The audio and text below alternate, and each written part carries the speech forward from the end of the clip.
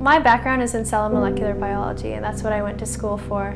But I think like other students who are in the kind of sciences, you think that you have just two pathways. One is you'll go into medicine, and the other one is you'll go into research. But I was a little bit too impatient to do research for a couple of years at a time working on the same project.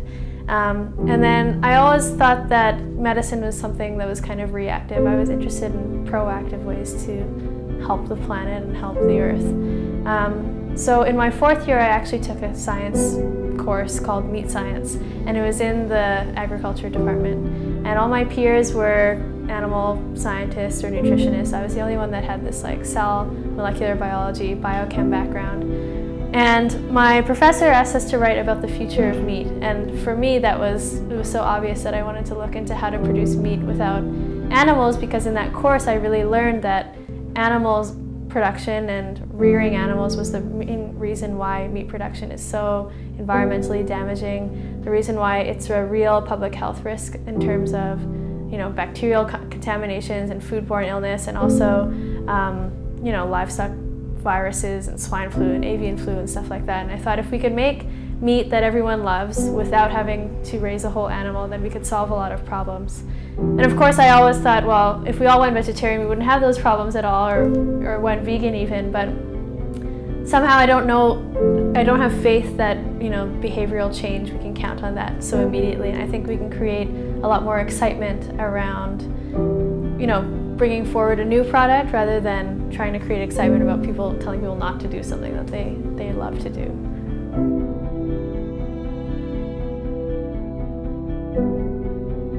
Oh, I definitely had a professor that really inspired me in this area. His name was Dr. Mirko Betty, and he was my meat science prof. He's a poultry scientist.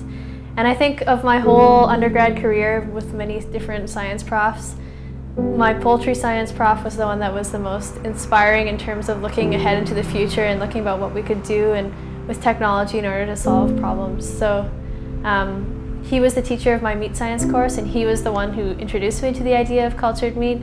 And he was the one who supervised me on writing a paper about it that eventually got published. So he became my co-author eventually. That's really cool. Yeah.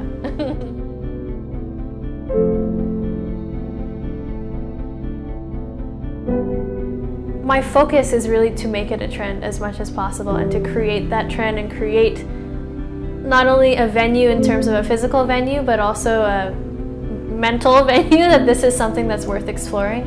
That if you're a cell biologist or a biochemist, that yes, you could apply your research to traditional areas like medicine and things like that, but now we can entertain the idea of food and agriculture and maybe things that we view as a little bit more creative or exciting or artistic.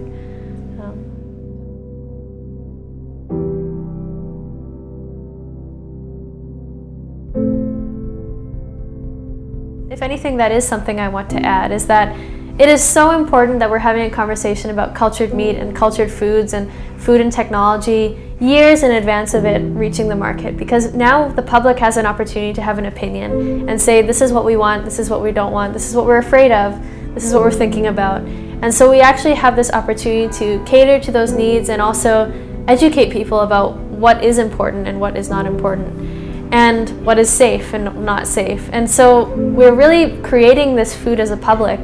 And I think that's especially exciting because food is a very public thing. It doesn't belong to anyone.